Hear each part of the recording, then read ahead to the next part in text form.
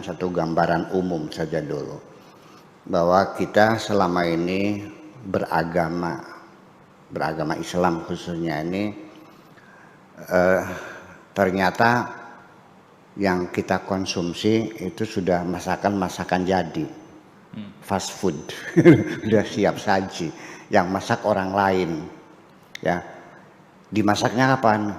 Sejak 1300 tahun yang lalu.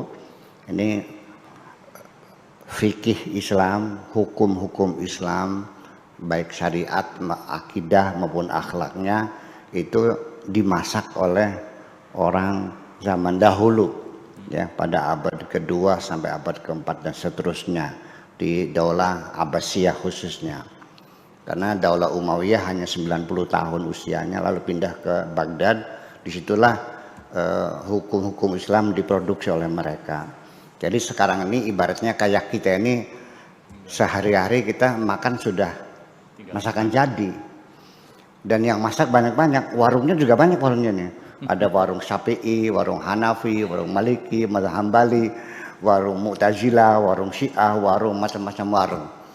Nah itu di sini jadi persoalannya, sehingga karena masakannya berbeda-beda dan selera kita berbeda-beda, maka terjadilah dalam bulan puasa ini kadang-kadang bukannya menambahkan kerukunan dan keakraban dan kemesraan beragama, malah justru saling menyalahkan, saling gontok-gontokan.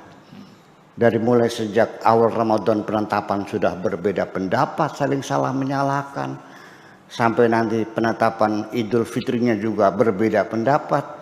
Nah itulah makanya kita mencoba, ya, hari ini ingin masak sendiri. Ya, artinya mereka kan sebenarnya kan dari Al-Quran, As-Sunnah, Al-Ijma', Al-Qiyas itu bahan-bahan bakunya. Nah hari ini kita ingin melihat bagaimana Al-Quran menjelaskan tentang puasa ini. Jadi nanti supaya diharapkan nanti ke depan orang Islam tidak usah bertengkarlah ketika menghadapi perbedaan-perbedaan semacam itu. Ya, jadi kita merasa tidak nyaman begitu. Ya, Tuhannya sama, kitabnya sama. Ya kan, kok jadi berbeda? Ya ternyata itu beda masakan. Istilahnya interpretasi. Karena beda menginterpretasikan Al-Quran, maka akhirnya terjadilah warung-warung yang bermacam-macam itu. Ada warung Padang, ada warung Tegal, ya kan, ada warung Cirebon, warung Jamblang dan sebagainya. Oke. Oleh karena itu, coba saya ingin melihat langsung saja dari Al-Qurannya bagaimana para ulama, para mujtahidin ketika mereka membaca Al-Quran, lalu mereka memasak, mengolah sampai menyajikan menjadi sajian siap makan pada kita ini semuanya. Ini ayat Al-Quran yang berbicara tentang bulan puasa itu adalah di surat Al-Baqarah, ya, di surat Al-Baqarah. Mana tuh?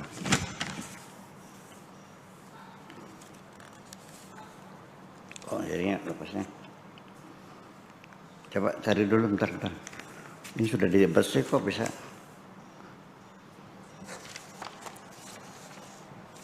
Satu 183 ya. Mata saya agak ini. Ayat 183 yang awalnya berbunyi ya ayyuhalladzina amanu kutiba alaikumusyamu kama kutiba alal ladzina min qablikum la'allakum tattaqun ayyaman ma'dudat faman kana minkum maridan aw ala safarin fa'iddatun min ayyamin ukhar wa 'alal ladzina yutiqunahu fidyatun ta'amu miskin faman tatawwa'a khairan fahuwa khairul lahu wa antasumu khairul lakum in kuntum ta'lamun syahrul ramadan alladzi unzila fihi al-Qur'an hudan lin-nasi wa bayyinatin minal huda wal furqan faman syahida minkum syahra falyasumhu wa man kana maridan aw ala safarin fa'iddatun min ayyamin ukhar yuridullahu bikumul yusra wa la yuridu bikumul usra wa litukmilul iddata wa litukabbirullaha ala ma hadakum la'allakum tashkurun. Wa idza sa'alaka ibadi fa inni qaribun ujibu da'wata da'i idza da'ani falyastajibu li wal yu'minu bi la'allahum yarshudun. Itu adalah ayat-ayat tentang bulan puasa. Kita mulai. Pertama, Allah memanggil orang-orang yang beriman untuk diberitahukan bahwa puasa itu wajib. Jadi Allah memanggil orang-orang yang beriman, ya ayyuhalladzina amanu. Kenapa tidak memanggilnya ya ayyuhalladzina aslamu? Kita orang Islam, seolah-olah sehari-hari saya muslim, agamanya Islam. Tetapi setiap Allah akan memerintahkan sesuatu, yang dipanggil adalah keimanan, orang yang beriman. Kenapa demikian? Jadi artinya bahwa Allah tidak memanggil ya ayyuhalladzina aslamu karena belum tentu siap melaksanakannya. Yang sudah siap melaksanakan itu adalah orang-orang yang telah beriman. Jadi kalau demikian maknanya bahwa level keimanan itu lebih tinggi daripada keislaman. Nah, di dalam Al-Quran juga diceritakan bahwa ada beberapa orang sahabat datang menghadap kepada Kanjeng Nabi, lalu mereka mengatakan qalu amanna, ya Rasulullah kami beriman. Rasulullah melihat dengan perasaan yang sangat sensitif itu, kayaknya nggak pas nih. Ya. Nah, betul juga akhirnya datang perintah dari Tuhan untuk menyampaikan kepada mereka yang menyatakan dirinya telah beriman, bal qulu aslamna. Sebaiknya engkau mengklaim saja telah berislam. Jangan mengatakan kami telah beriman.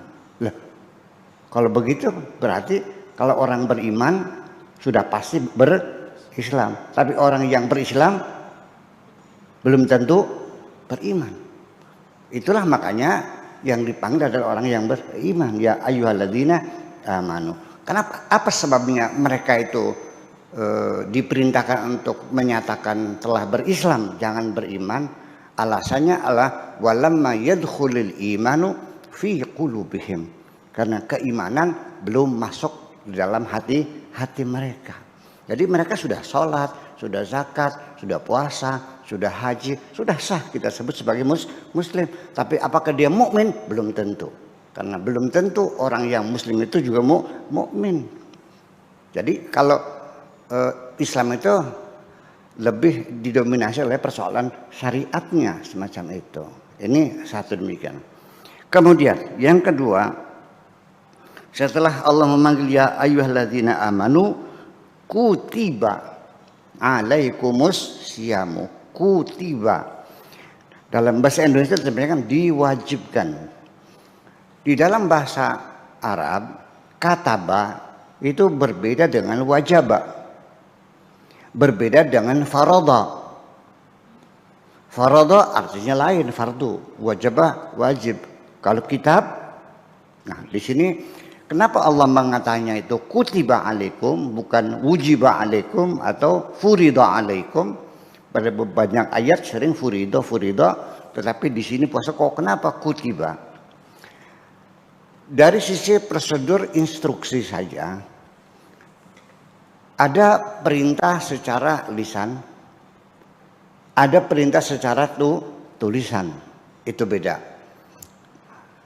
Kutiba dituliskan makna aslinya, artinya diwajibkan secara tertulis.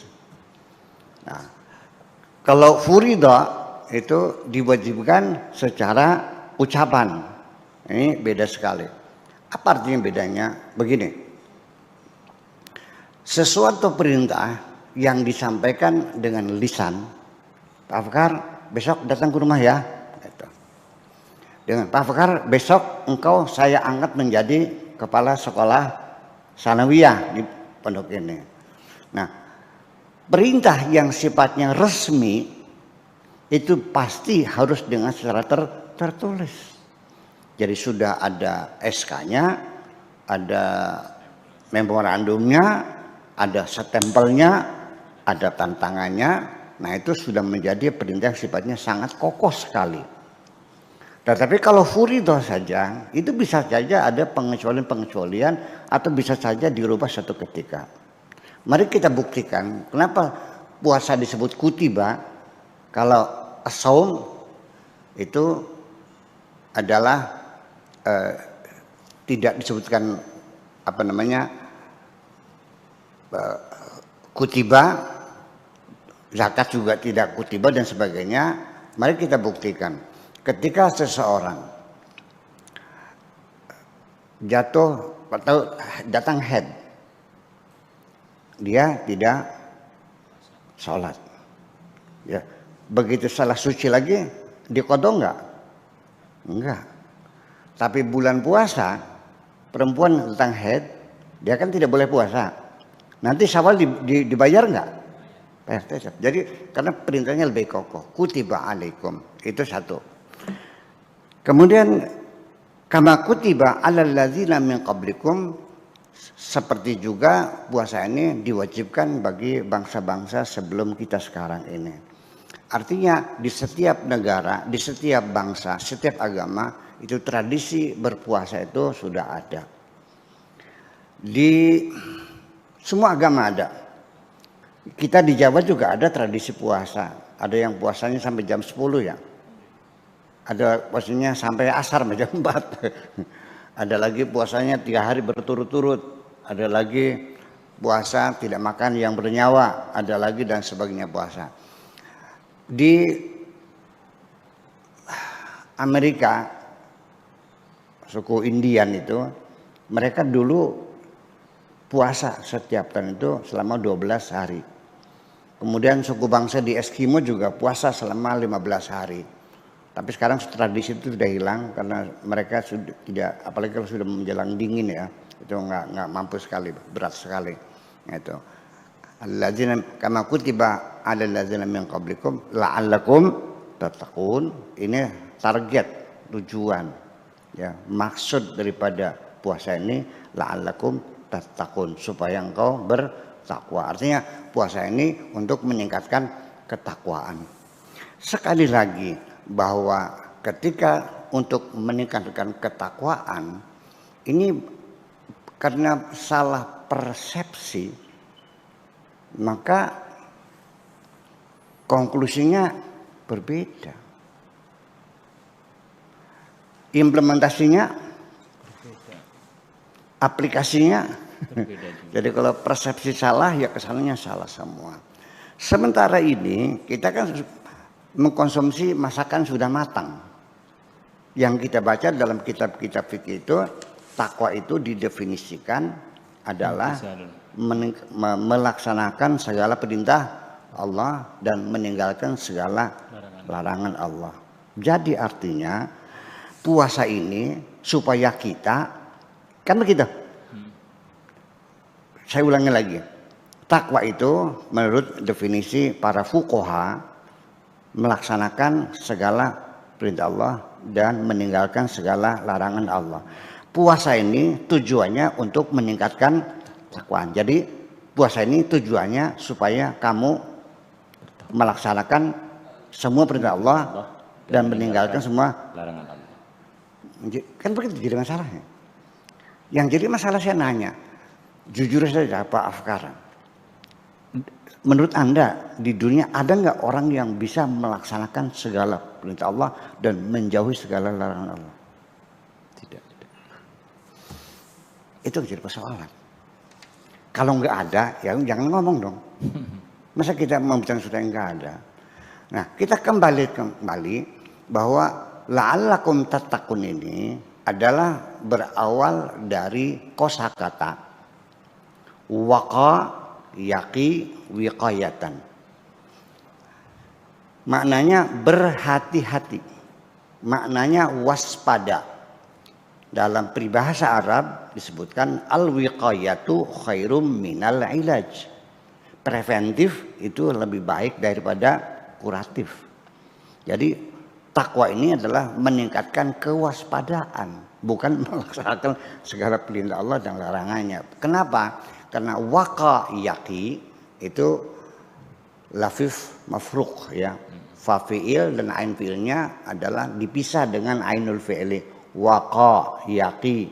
Maka kata benernya qu anfusakum wa ahlikum nara. Waqa yaqi diikutkan wazan ifta'ala menjadi iutaqa. Kemudian wawunya diganti dengan ta menjadi ittaqa. Lalu adjektifnya isim fa'ilnya menjadi al-muttaqun, orang bertakwa. Jadi artinya meningkatkan tahun itu artinya berhati-hati, meningkatkan kewaspadaan kita semuanya. Itu maknanya waqa. Jadi begini. Ketika kita keluar ternyata hujan rintik-rintik. Kita kembali lagi. Ambil apa? Ambil payung. Itu ketakwaan. Atau kita keluar rumah di malam hari gelap gulita, kita balik lagi ngambil apa? Mengambil baterai, sentolop kata orang Jawanya. Ya. Nah, itu Anda berarti bertakwa. Ya, preventif. Barangkali hujan. Nah, adapun ketika setelah keluar di jalan, ternyata ketika baterainya dipejet nggak nyala, karena baterainya udah habis, ya Anda tidak dianggap sembrono, tidak dianggap gegabah. Anda sudah cukup berhati-hati, cukup berwaspada. Atau ketika keluar, begitu hujan turun, begitu dikembangkan payungnya sobek. Nah itu namanya kealpaan, kekeliruan, segala itu Allah menjamin la junaha alaikum fima akhtatum, tidak ada dosa bagi kamu kalau kamu melakukan kekeliruan seperti itu. Ya, yang dosa itu walakin ma ta'ammadat qulubukum, ketika ada kesengajaan kamu untuk melawan. Ya, hatimu sengaja melawan perintah Tuhan, itu baru dosa. Nah, situlah makanya baru bisa terjadi kalau begitu. Ya orang bertakwa banyak kalau begitu mah. Siapa saja yang hati-hati ya bertakwa. Kalau yang melaksanakan perintah Allah ya nggak ada. Nggak ada orang yang bisa menjauhkan segala larangan Allah dan bisa melaksanakan segala perintah Allah. Nah ini kemudian ayyam ma'dudat, beberapa hari ini dikisahkan Nabi dulu sebelum diperintahkan puasa ini setiap bulan itu puasa 3 hari. Ya, terutama juga bulan Asyura juga puasa. Nah, setelah turunnya ayat ini, maka yang diwajibkan hanya bulan puasa saja. Ayyam ma'dudat, hanya beberapa hari. Tradisi puasa di mana-mana berbeda-beda. Ada yang 4 hari, ada yang suku Indian itu 12 hari, di Eskimo itu ada 15 hari, di Jawa juga, di Bali juga, semuanya ada puasa-puasa macam itu. Kama kutiba 'alal ladzina min qablikum. Nah selanjutnya faman kana minkum maridan, apabila ada di antara kamu ada orang yang sakit, au ala safarin, atau melakukan perjalanan, fa'iddatum min ayyamin ukhar, maka dihitung dibayari di hari yang lain. Anda bulan puasa ini karena ini orang bekerja di bank ya, jadi kadang-kadang ya sesuatu mendesak harus berangkat ke Jakarta, ya kan begitu, dalam perjalanan atau juga tiba-tiba jatuh sakit karena corona barangkali kan gitu, mudah-mudahan tidak terjadi gitu ya. Nah di sini diberi korting oleh Tuhan, bisa dispensasi, boleh kita makan, tidak meninggalkan puasanya, tetapi nanti bulan Syawal dilunasi, namanya qada. Itu. Wa 'alal ladzina yutiqunahu, dan bagi orang-orang yang tidak mampu melakukan puasa, dia tidak dalam perjalanan dan dia tidak sakit, dia dalam keadaan sehat, hanya karena usia lanjut, karena jompo, ya usia sudah 95 tahun, jalan saja sudah dituntun-tuntun. Dia tidak sakit, sehat, dicek darahnya sehat, tensinya ya 130, kolesterolnya 140, normal semuanya, cuma udah jompo. Nah, bagi orang yang semacam itu, fidyatun ta'amu miskin. Nah, di situ maka dia sudah tidak lagi berkewajiban untuk melakukan puasa, tetapi dia harus membayar fidyah. Seberapa besar fidyahnya? Yaitu 1 kali makan orang miskin. Lalu ukurannya apa? Standarnya nggak bisa ditentukan dengan jumlah 100.000, 50.000, tidak. Standarnya kembali kepada situasi dan kondisi yang ada di sekitar itu. Kalau dia tuh orang tinggalnya di kampung seperti di sini Kertasemaya, makannya itu di warteg, berapa warteg? 15.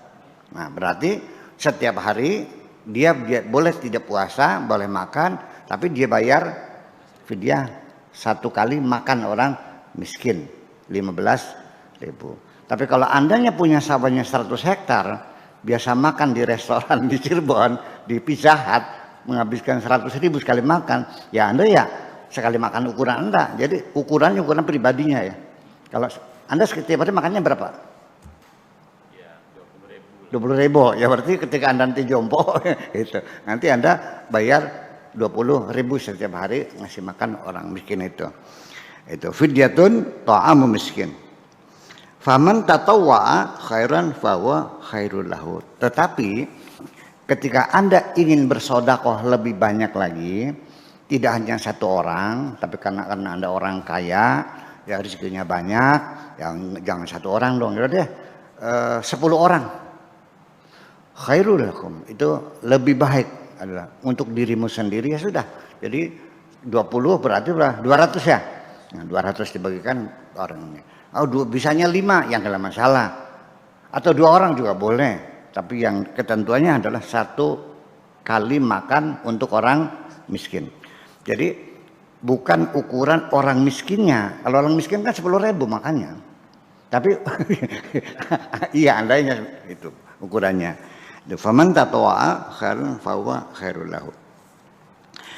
Wa antasumu khairul lakum. Tetapi kalau orang udah jompo itu ingin berupaya pengen puasa juga, gimana? Ya baguslah, nggak apa-apa, silakan. Tapi kalau sampai dia pingsan ya jangan dong. Ya. Tapi di sini suatu isyarat bahwa puasa lebih baik. Coba kita uji nanti kita bahas tentang hikmatut tasyri' tentang puasa itu. Nah, di sini ada satu persoalan bahwa adanya rukhsah tidak puasa itu ada 2 alasannya, yaitu 1 sakit, 2 bepergian. Apa alasannya? Alasannya adalah istinaban min istima'il masyaqqatin, menghindari ada 2 kelelahan puasa, kelelahan perjalanan. Yang jadi masalah kalau kita pergi perjalanan dulu bisa kita maklumi karena perjalanannya naik onta atau juga jalan kaki, kan begini, al hukmu yaduru ma'a illatihi. Hukum itu sangat kondisional, tergantung kepada sebabnya, kepada ilatnya. Kenapa boleh tidak puasa? Karena jangan sampai lelahnya puasa, lelahnya perjalanan bergabung menjadi satu, menjadi sangat lelah dan akan membuat Anda menjadi sakit. Ketika dulu perjalanan kita naik pedati, naik sepeda atau jalan kaki. Nah sekarang pejabat BI dari Jakarta mau ke Cirebon naik mobilnya BMW seri 7 pakai AC ya kan gitu, duduk di belakang. Boleh nggak buka puasa? Dari Jakarta ke Cirebon naik Mercy S500 yang ber-AC, nyaman, capek nggak? Di sini menjadi persoalan. Ada beda pendapat. Ada yang mengatakan sebaiknya jangan puasa, menghormati tawaran Allah. Ya dikasih bonus, ya terima dong, jangan sombong, terima aja begitu. Ada lagi ya, alasannya sudah bergeser karena sudah tidak melelahkan. Itu satu persoalan. Ada yang pendapat lagi ya puasa, ya karena tidak ada masyaqqahnya. Tidak ada kesulitan, tidak ada keberatan, tidak ada kelelahan, lalu apalagi alasannya. Itu tuh. Kemudian jadi pertanyaan lagi, ini kan masakan para mujtahidin, mengapa berbeda-beda pendapat ketika membaca Al-Quran. Nah hari ini kita mencoba untuk masak sendiri hari ini dari Al-Qurannya, begitulah kira-kira. Yang pertanyaan berikutnya, orang yang bekerja di pertambangan, di bawah tanah, atau mencangkul di sawah, ya, melawan teriknya matahari, ya, punggung dijemur seharian dengan mencangkul, kayak apa terangganya, lelah nggak? Kalau dia puasa, apa yang mereka rasakan? Sakit, ya, lelah sekali. Ya, saya pernah mengalami di Belanda bulan puasa waktu saya masih jadi mahasiswa. Di Belanda itu kalau musim panas itu kita bekerja musim panas menggantikan orang-orang yang cuti. Pas bulan puasa, maghribnya jam 9 belum maghrib. Kita puasa lagi di pabrik margarin. Mau pingsan nggak itu? Betul-betul kayak apa sakitnya. Nah, bisakah orang bekerja keras di sawah, di pabrik itu bisa jadi alasan untuk tidak puasa? Oke, sekarang saya bandingkan. Bapak-bapak dari BI naik mobil Mercy 500 ke Cirebon, ya kan, kunjungan kerja. Boleh tidak puasa? Orang yang mencangkul di sawah harus puasa karena alasannya hanya dua, sakit dan bepergian. Ini menjadi persoalan. Ya, dulu pernah ada di Al-Azhar, Syekh Muhammad Abduh itu memberikan fatwa untuk orang yang bekerja keras ya di sawah dan pertambangan itu boleh berbuka. Tetapi nanti di waktu cuti dia bayar puasanya. Tetapi fatwa itu didem dan tidak disebarkan kemana-mana. Tapi kalau dibaca bukunya masih ada. Ya, karena banyak orang yang tidak setuju. Nah sekarang Bapak sekalian, tolong pakai hati nurani. Ini tukang macul, anak istrinya perlu makan, dia mencangkul seharian dan harus puasa. Kita masyarakat kita itu kalau majikan orang yang punya tanah itu masak untuk ngasih makan orang yang mencangkul di sawah, itu menjadi tercela di sini. Ya, ya, namanya itu melanggar namanya. Harus jadi gimana? Ya suruh puasa sampai mana? Ya sampai sepingsannya. Nah, nanti di sini yuridullahu bikumul yusra wala yuridu bikumul usra. Allah tidak ingin mempersulit kamu. Allah ingin mempermudah kamu. Ini kita kembangkan dari Al-Quran inilah, makanya perbedaan penafsiran itu adalah sifatnya penafsiran. Perbedaan bagaimana menganalisa, bagaimana mengurai ayat-ayat Tuhan itu. Makanya tidak menjadi aneh ketika banyak mazhab-mazhab berbeda-beda karena masing-masing menafsirkan dengan logika masing-masing semacam itu. Kita lanjutkan lagi ya. Wa antasumu khairul lakum in kuntum ta'lamun. Syahrul Ramadan alladzi unzila fihi al-Qur'an hudal linnasi wa bayyinatin minal huda wal furqan. Bahwa bulan puasa itu adalah bulan yang istimewa di mana pada bulan itulah Al-Qur'an diturunkan. Al-Qur'an hudal linnas, Quran wa bayyinat, Quran bayyinat, ya, kemudian furqan, kemudian az-zikr, kemudian Alkitab. Ada Alkitab, ada Al-Quran, ada Al-Furqan, ada bayyinat, ada Al-Quran. Sama enggak? Ya beda. Ya, kalau kitanya orang beriman, ya, kita menyebutkannya Alkitab. Karena zalikal kitabu la raiba fi hudan lil muttaqin. Tetapi di sini karena Al-Qur'an hudan linnas. Jadi orang yang beriman membaca Quran namanya apa? Ya Quran. Yang tidak beriman ya Quran, yang beriman ya Quran. Orientalis ya baca Quran juga, terjemah Quran. Tapi kalau kita yang bertakwa ini namanya membaca Alkitab. Itu kira-kira. Adapun Al-Furqan itu artinya lain lagi. Faman syahida minkum syahra falyasumhu wa man kana maridan aw ala safarin fa iddatum min ayyamin ukhra. Diulang lagi bahwa siapa orang dalam keadaan sakit atau bepergian maka dibayar di hari yang lain. Ya, yuridullahu bikumul yusra wa la yuridu bikumul usra. Allah ingin memberikan kemudahan, Allah tidak ingin mempersulit kamu. Ya, mana mungkin Allah menyuruh orang yang bekerja seharian di sawah, tukang beca, narik angkutan begitu jauh ya. Kemudian dia puasa juga, tega enggak? Tapi ini fatwa ini enggak jalan nih. Karena umat Islam masih menghendaki, belum setuju bahwa orang pekerja keras itu boleh ini. Jadi sepingsannya aja ya. Oke. Nanti kita bicarakan nanti. Walitukabbirullaha, nah disitulah ala mahadakum walitukmil iddata, jumlahnya disempurnakan. Puasa bulan puasa itu biasanya 29 hari. Tetapi ketika kita menghadapi kesulitan ru'yah, langitnya mendung sehingga kita tidak bisa melihat hilal, maka walitukmil iddata digenapkan menjadi 30 hari. Nabi juga pernah satu kali puasanya 30 hari. Kebanyakan puasanya 29 hari saja. Kemudian setelah itu baru walitukabbirullaha, disitulah Idul Fitri kita membaca takbiran ala mahadakumullah la'alakum tashkurun. Nah, terakhir ditutup ayat puasa ini, wa idza sa'alaka ibadi fa inni qarib. Apa hubungannya puasa dengan apabila ada orang bertanya kepada kamu tentang aku, kata Allah, katakanlah aku ini dekat. Fa inni qaribun, aku ini dekat. Ujibu da'wata da'i, akan kukabulkan doanya orang yang berdoa kepadaku. Idza da'ani, kalau dia berdoa kepadaku, falyastajibu li, mintalah pengkabulan kepadaku, wal yu'minu bi, dan percayalah kepadaku, la'allahum yasudun.